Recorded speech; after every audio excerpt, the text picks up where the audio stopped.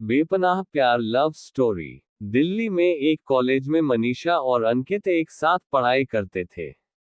मनीषा और अंकित बचपन के पुराने दोस्त से क्योंकि उनके घर आसपास थे और दोनों पड़ोसी थे। जब मनीषा और अंकित छोटे छोटे हुआ करते थे तभी से ही दोनों एक साथ एक ही स्कूल और कॉलेज में पढ़ाई कर रहे हैं अभी तक।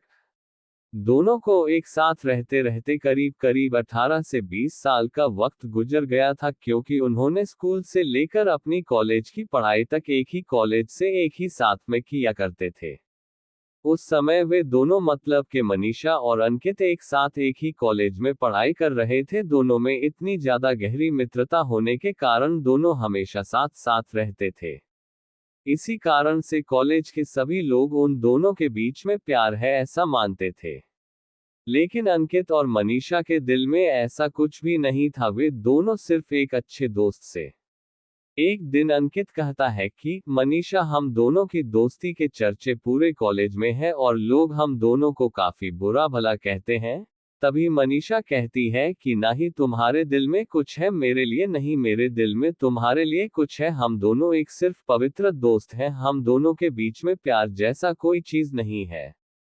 उसके बाद अंकित कहता है कि तुम सही कह रही हो, लेकिन हम दोनों को लोग ऐसे कहते हैं मुझे अच्छा नहीं लगता, और हम दोनों जब एक साथ होते हैं तो लोगों को काफी ज्यादा दिक्कत का सामना करना पड़ता होगा। तभी मनीषा कहती है कि जिसको जो बोलना है बोलने दो, हमारे तुम्हारे बीच ऐसा कुछ है ही नहीं, तो हमें कोई दिक्कत नहीं होगी, हम सब दिन साथ में ही रहेंगे। उसके बाद अंकित कहता है कि चाहे कुछ भी हो जाए, जब तक मेरी जान में जान है मैं सदा तुम्हारा दोस्त बनकर आऊंगा, दुनिया चाहे कुछ भी कहे। तभी कॉलेज में नामांकन का कार्य चल रहा था। क्लास में एक खूबसूरत लड़की आई थी, इसका नाम स्वीटी था। स्वीटी देखने में बहुत ज्यादा खूबसूरत लग रही थी और जब अंकित उसे देखा तो वह पहली बार में ही स्वीटी को पसंद कर लिया था।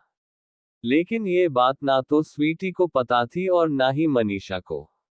एक दिन अंकित मनीषा को बुलाकर कहता है कि वह लड़की जो नई नई कॉलेज में आई है, जिसका नाम स्वीटी है, वह मुझे बहुत पसंद है। अगर तुम्हारा उससे बनता है तो तुम जाकर मेरे लिए बात करो।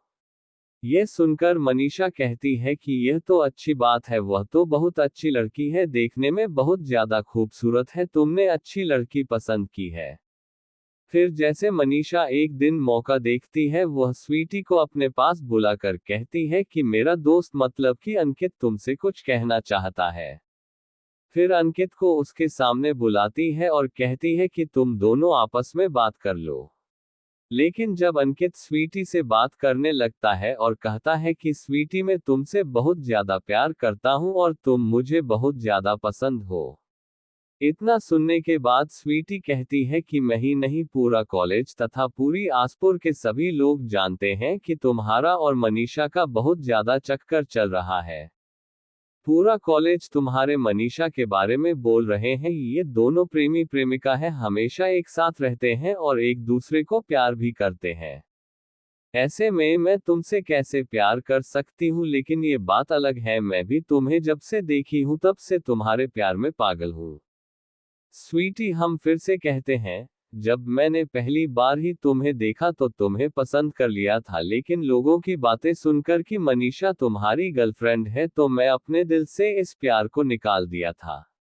लेकिन नाम से अब तुम खुद ही बोल रहे हो, क्या तुम दोनों के बीच में कुछ नहीं है? तो मैं तुम्हारे प्यार को एक्सेप्ट करती हूँ और मैं भी आई लव यू कहता हूँ। उसके बाद अंकित और स्वीटी दोनों आपस में गर्लफ्रेंड बॉयफ्रेंड बन जाते हैं और दोनों एक साथ रहने लगते हैं। एक दिन कॉलेज में किसी फंक्शन होने का ऐलान हुआ था, सभी लोग तैयारियों में जुट गए थे, जल्द ही पार्टी का दिन भी नजदीक आ गया था। पूरी दुनिया अभी भी मास्क में चल रही थी, क्योंकि वह दौर जिनमें बस कुछ ही दिन पहले लॉकडाउन खत्म हुआ था पूरे शहर में। फंक्शन कॉलेज में शुरू हो गया था, सभी लोग फंक्शन में मास्क पहने हुए पार्टी में एंजॉय कर रहे थे।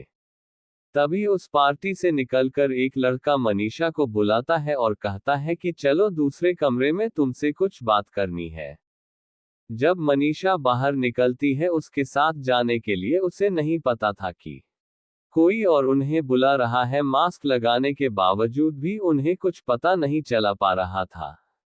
लेकिन आपको बता दें कि वह अंकित नहीं था, बल्कि कॉलेज का कोई लड़का था जिससे मनीषा भी अनजान थी। फिर दूर में ले जाकर मनीषा से गलत व्यवहार करता है तथा गलत गलत कार्य करता है। तभी मनीषा बेहोश हो जाती है और वह लड़का वहां से भाग जाता है। जब भी यह बात अंकित को पता चलती है कि मनीषा किसी के साथ बाहर गई है, बहुत ढूंढते ढूंढते उसी कमरे में पहुंच जाता है। अंकित जब मनीषा को देखता है तो उसे बेहोशी की हालत में पाया, उसे उठाकर अस्पताल ले गया और अस्पताल में भर्ती कर दिया। 2-3 दिन होने के बाद मनीषा को होश आ जाता है और उन्हें तबीयत सही नहीं लगती है। तभी मनीषा अंकित से कहती है कि मेरे साथ किसी ने बहुत बुरा बर्ताव किया है, मुझे अकेले रूम में ले जाकर मेरे साथ मेरा सिर्फ काम किया है। अंकित मनीषा को दिलासा दिलाता है कि चिंता मत करो, मैं हूं ना, तुम्हें किसी भी प्रकार का कोई दिक्कत नहीं होगा।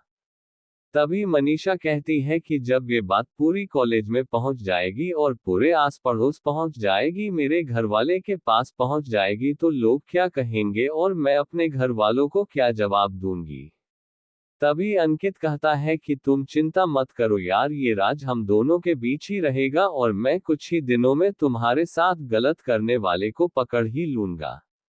धीरे धीरे समय बीतता गया। 2-3 महीने बाद मनीषा को पता चलता है कि वह प्रेग्नेंट है।